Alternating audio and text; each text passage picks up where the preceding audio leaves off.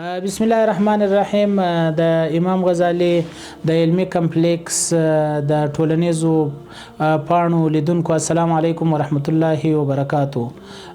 دا ځل مو د ماشومانو د سالمي تغذیه او ودې موضوع انتخاب کړي غواړو په دې اړه ستاسو سره اړین معلومات شریکو. خوږو دوستانو، د ماشوم اولنی 2 کلونه تر 2 کلو پورې عمر د تغذیه د علم پوهان دغه ورځې د زرو طلایي ورځو په نوم یادوي. دغه دوره د تغذیه د علم پوهان تر 2 کلونو پورې په 3 برخو تقسیموي. یو برخه د پیدایش نه مخکې، یو برخه تر 6 میاشتو او یو برخه تر 2 کلنۍ پورې. د پیدایش نه مخکې برخه د مور په غذا پورې اړه لري. کمی مندې سي غنی غذا اخلي او هغه غذاګانې اخلي چې د غذایت له نظر څخه غنی وي، د هغو ماشوم سالم تندرسته دنیا ته راځي. په دې وخت کې موږ ته پکار ده چې هغه غذاګانې چې ویټامینونه، منرالونه، پروتینونه ولري په کافي اندازه باندې واخلي. په دغه غذاګانو کې موږ د کورنۍ غذاګانې دال، لوبیا، نخود، غوښه، هګۍ، مستې، شیدې او همدارنګه په میوو کې انار، سیب، انګور او د توتو نومونه اخیستلی سو.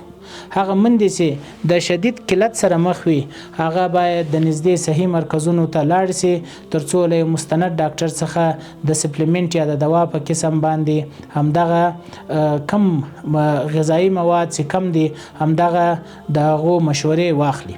خوږو دوستانو، د ماشومانو دوهمه مرحله د پیدایش نه بعد مرحله ده چې همدغه مرحله کې یوازې ماشوم ته تر 6 میاشتو پورې د مور شیدې دي. د مور د شیدو نه بغیر بل هر څه ورکول د ماشوم په صحت باندې بد اثرات لري.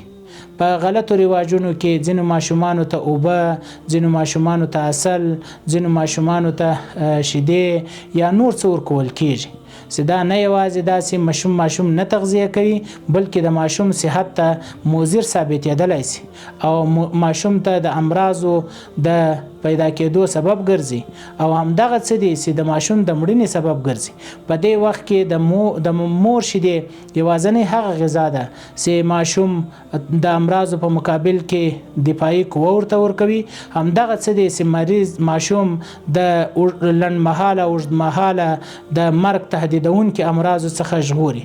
هغه ماشومان چې د مور شیدې په صحیح پوره اندازه باندې اخیستې وي همغه ماشومان دي چې هغه په صحیح معنا باندې د هغو بدن وزن اخلي، د هغو بدن په صحیح معنا باندې وده کوي، د هغو ماشومان په صحیح معنا باندې د امراضو څخه خوندي پاتې کېدلی شي.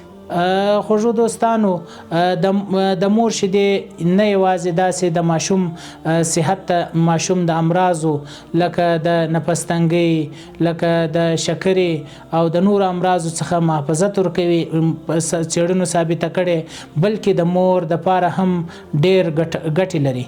هغه څېړنو ثابته کړې ده هغه مندې چې ماشومانو ته شیدې ورکوي نسبتا هغو مندو ته چې ماشومانو ته شیدې نه ورکوي په هغو کې د سینې د سرطان او د رحم د سرطان چانس ډېر کم وي.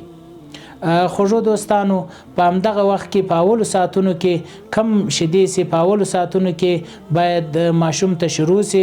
همدغه اولنۍ شیدې دي چې ماشوم ته په صحیح معنا باندې مدافعت ورکوي. اولنۍ شیدې د پروتین له نظره، د منرال له نظره، د ویټامینو له نظره او د انټي باډي لرونکي دي. په غلطو رواجونو کې همدغه دي چې ماشوم ته په اول وختو کې شیدې نه ورکول کیږي. تر ټولو بهتره دا ده چې په ماشوم ته په اولو ساعتونو کې شیدې شروع سي. ماشوم ته باید د ورځې د 2 څخه تر 3 ساعته هر 2-3 ساعته بعد باید ماشوم ته شیدې ورکول سي.